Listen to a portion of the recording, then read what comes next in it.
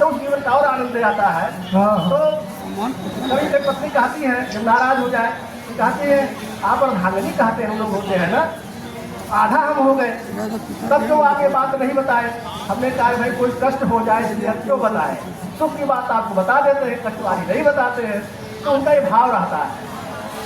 पत्नी अर्धांगिनी ही नहीं, पुरुष की आत्मा की विराट झलक है। कोई भी पुरुष पूर्ण तभी होता है जब अर्धांगिनी होती है। क्या बात है। ये हमारे साहित्य में सब बात आती है। हमारे कवि लोग तो बहुत सारी बातें कहते हैं, आप लोग सुनते होंगे।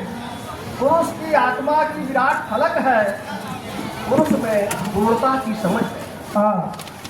हमारे गाइड रहे, मेरे चार गाइड रहे, वो सब जानते हैं। उसमें गाइड की कभी अधीन नहीं रहा और विवाद हो जाता था। एक ऐसे गाइड मिले जिनकी पत्नी नहीं थी, तो लोग कहते थे पुत्र नहीं है, उनके संतान नहीं है, पत्नी से संवेदना नहीं जानते हैं, और सब लड़कों को सताते थे, इसलिए सब परेशान रहते थे। तो थोड़ा ऐसा विवाद आया कि थोड़ा वो ज़्यादा पीड़ित हो गए। तो ये समझ जो आती है व्यक्तियों में, वो कहीं कहीं मैं समझता हूँ पत्नी से ही अधिक आती है। असल में आप पीएचडी किए तो गाइड के चक्कर में पड़ गए। हम लोग ई गाइड मैंने गाइड खरीद लेते थे और गाइडिए से पढ़े हैं। तो क्या होते ई गाइड वो गाइड दोनों ना है कि नहीं। पुरुष में पूर्णता की समझ है, प्रेम और प्यार। प्रेम और प्यार त्याग और बलिदान की साक्षी है। त्याग और बलिदान की साक्षी है। वह गरीबी से अमीरी की पहचान है।